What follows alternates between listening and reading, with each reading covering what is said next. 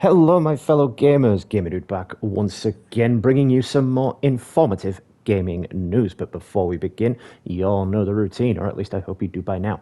If you aren't new to the channel, please make sure you smash that like button and drop me a subscribe because it would just be your good deed of the day. Same applies if you are a returning viewer or watching in the future. Now then, some disappointing news regarding Marvel's Spider-Man 2. In this video, I'm going to be going into detail about the story DLC that was supposed to come out for Spider-Man 2. Although it was never officially confirmed, it was leaked and we kind of knew it was coming, but yeah. Anyway, now it appears that it has been cancelled.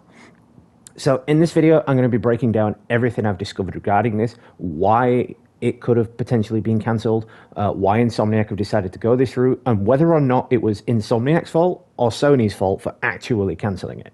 So, let's get right into the video. Now, Insomniac has indeed confirmed that it has no plans to support Marvel Spider-Man 2 with any additional story DLC, and that comes 1 year after the game was released. Now, to fans of the original game, they are quite rightly disheartened by this news because a lot of people were patiently waiting for story expansions considering the first game got them. But now it seems Insomniac may tie up the story or the loose ends of the story from Spider-Man 2 in either a sequel or the rumoured Venom spin-off game, you know, hoping that that hasn't been cancelled as well. Of course, we knew of a few things coming out of Insomniac through the unfortunate data leak they unfortunately had to go through in December of 2023. It listed all of their plans going up to at least 2030. You know, that included Wolverine, an X-Men game, Spider-Man DLC, and etc. etc. I'm sure you've read it all by now. I don't need to list it all again. It was a while ago. Anyway. After Spider-Man 2 launched for the PlayStation 5 in October of 2023, players were almost immediately inquiring about story DLCs. Considering the first game received its City That Never Sleeps story expansion just 1 month after its initial release, fans were a little bit concerned considering they didn't get a resolution or an answer to anything at the end of the story, because by month's end, a lot of people had finished the game. And, you know, there were a lot of loose ends that needed tying up in the story. The Chameleon showing up, for example. You know, the Chameleon is, of course, Kraven's brother, and with Kraven's death in the main story, Chameleon being a side mission did kind of make sense, and everybody thought, you know, oh, well, he's just going to show up in the DLC. You know, they're not going to make us wait 5 years to resolve this plot development. You know, he's there, he's in New York, he's targeting Spider-Man. Because at the end of the Chameleon questline, it is revealed that Chameleon has been watching Spider-Man this whole time. And, you know, he is in the city and he is stalking Spider-Man like Kraven was. So what does it mean for the future of this character? You know, is he just going to pop up again in the next game and be like, you know, we're expected to remember that questline from the second game? Or is it going to be a bad case of, well, we'll tie up this loose end in Venom, if Venom comes out. Again, we'll come back to that a bit later. Or are they just going to, again, bring it out in the third game and be like, well, we thought you'd remember?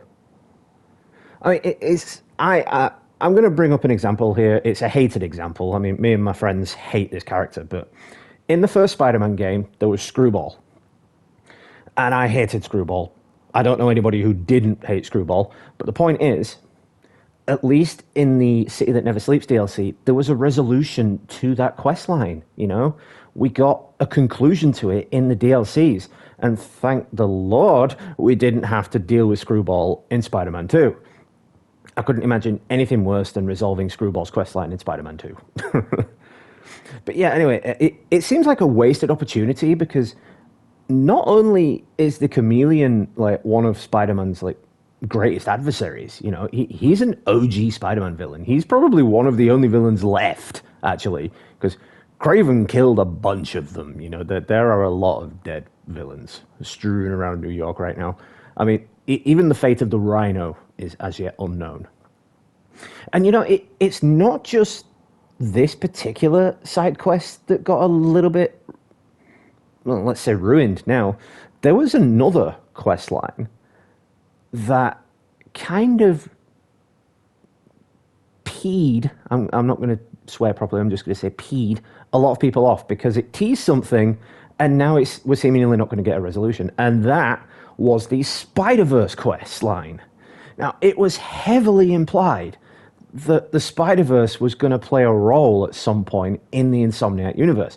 Not to mention, Insomniac Spider-Man appeared in the latest Spider-Verse movie. So them having a quest line in the game made sense to that effect. And the quest line itself, whether you do it as Miles or Peter, when they come across this like interdimensional portal, they're both like, wait, who's Miguel? So it's before that. This whole like Spider-Verse questline here is before the Insomniac Spider-Man joins that like Spider-Verse group.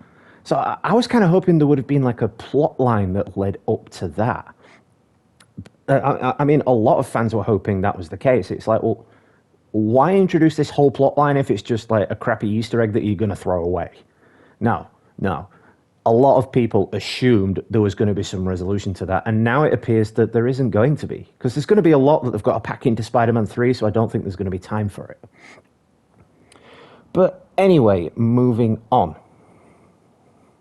Now, of course, Insomniac didn't officially confirm that there was going to be a Spider-Man 2 story DLC. It was only through that data breach in December that, people assumed there was going to be a DLC. Insomniac themselves never actually said there was going to be one. So whether plans changed because of the leak, or whether they just decided not to go ahead with it, or whether Sony told them, no, we don't want to do this anymore, we're going to do something else, probably live service related, knowing Sony, is anybody's game, really. Don't really know. But yeah, the leak, of course, revealed at least 3 scheduled story expansions for Spider-Man 2 that would have explored some of the base game's unfinished plot developments, as I said, with the Spider-Verse DLC and the Chameleon. But not only that, it would have given players a reason to return, because once people finished the game, they really just didn't come back. I mean, I have a few times, but I got the Platinum Trophy, so I didn't see the point returning. But yeah, as well as the leak in December, there was also an update to the game when New Game Plus launched that hinted at the fact the Beetle was going to be a DLC, because in that update for the New Game Plus, the update kind of left in the dev menu, and it did show Beetle Story DLC, and I think there was a few lines of dialogue in there as well, or a few chapter titles, I can't remember, but it was there, and it did imply that it was coming. But yeah, alongside this recent announcement, it's also been announced that the Spider-Man 2 PC port will be coming on the 25th of January 2025. But with that, Insomniac did state that it has no additional story content planned for the game, dashing all hopes for any story DLC among fans who were waiting with bated breath for over a year. Because a lot of people did think, well, maybe they're waiting for the year anniversary. Maybe we're going to get something good at the year anniversary. But yeah, no, nothing. They've just completely disappointed all of us. And some even whined, actually, that Spider-Man 2's campaign length doesn't warrant its $70 price tag, or £70 price tag, without the addition of the post-launch story DLC. Because when the first game came out in 2018, although the DLC came out a month later, it was known that that game was getting DLC before it came out. So, people had a reason to be like, well, okay, I'll pay this for it. I don't mind paying this for it if this is coming later, because it gives me something to do afterwards. But now a lot of people are saying, well, what's the point? Spider-Man 2's story is too short now. You're leaving a lot unsaid and undone and unfinished, so what's the point in paying this much for it? But yeah, moving on. A lot of fans are indeed baffled over Insomniac's decision to basically cancel the DLC. But most of all, though, fans are wondering why Insomniac have decided to scrap the three Spider-Man 2 story DLCs that were indeed leaked in last year's December cyber attack.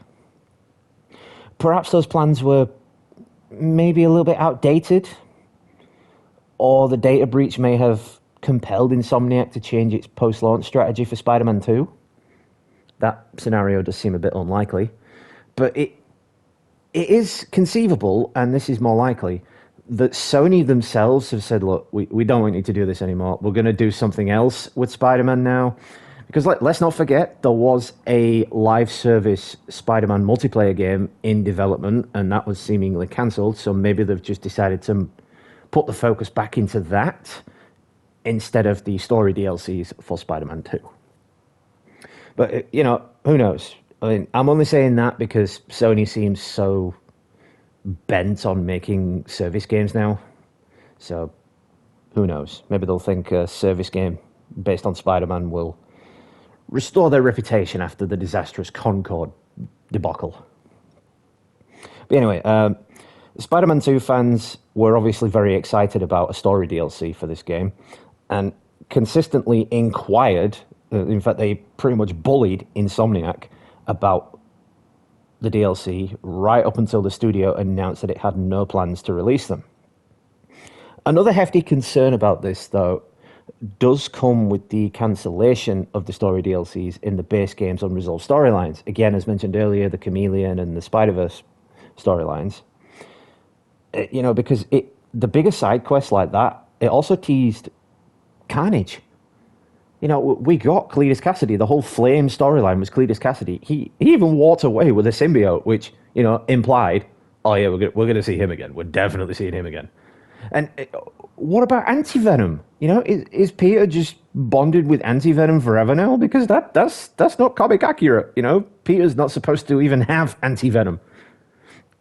It just doesn't make a lot of sense. Because you would think that now that Venom is seemingly gone, I'm assuming if they release the Venom game, they're going to say Venom survived in some BS kind of way, but still. Now that Venom is seemingly gone, you would think that Peter would give the Anti-Venom suit to Harry, to help Harry, to bring Harry back.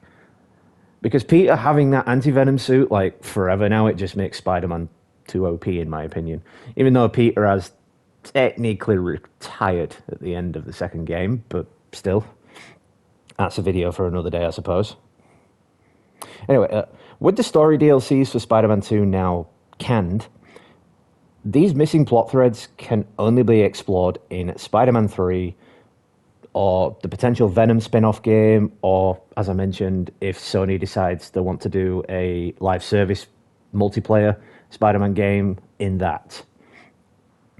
I suppose that would make sense if they wanted to do the Spider-Verse, but, if it's live service, I'm just not going to bother getting it. I hate live service games. I hate them with a passion. I'm sorry, I do. But yeah, that Venom game was reportedly scheduled for 2025. But yeah, we shall see. 2024 is obviously set to close out soon, and Insomniac has yet to provide any details about the supposed Venom game. They've actually not even given us any more details about the Wolverine game, which is concerning in of itself as well. Let's just hope that's not being canned as well. One could argue, though, that this aligns with Sony's strategy of revealing games close to launch. But if the Venom game isn't announced before summer of 2025 at the latest, then, again, we might just be in for some more bad news. And that's quite unfortunate, because otherwise, those loose plot threads will have to be finished in Spider-Man 3. And I just think there's going to be a little bit too much going on in Spider-Man 3 for them to do that. I think Spider-Man 3 is going to focus more on story of the two characters and what happens to them and what's going to happen to them, rather than having in a bunch of side quests. Of course, there'll be a few side quests, but I don't think there's going to be as many as there were in the first two games, because there's just going to be too much for them to fill in. They've got all these things left unresolved from Spider-Man 2, and if they end up putting them in to Spider-Man 3, then the story for Spider-Man 3 is just going to be very, very short. And kind of pointless. But yeah, anyway, that's about all I could dig up on this, plus a few of my own personal opinions. So let me know what you guys think in the comments below. Do you think it is Sony's fault that Sony are wanting to make Insomniac can this so they can make a live service multiplayer sort of Spider-Verse game that we were supposedly getting that in the first place, but that was seemingly cancelled as well? Or do you think that Insomniac have just basically said, well, screw you, you've been bullying us for over a year, we got hacked, so we're just not doing this anymore? And do you think as well that they're going to put all the focus into something else, or that they will finish these unresolved plot lines? So yeah, that being said then, thank you all for stopping by. I really do appreciate it. Once again, you know the routine. If you are new to the channel, please make sure you smash that like button and drop me a subscribe, because it would just be your good deed of the day. This has been Gamer Dude. Happy gaming, and I will catch you all in the next one, guys.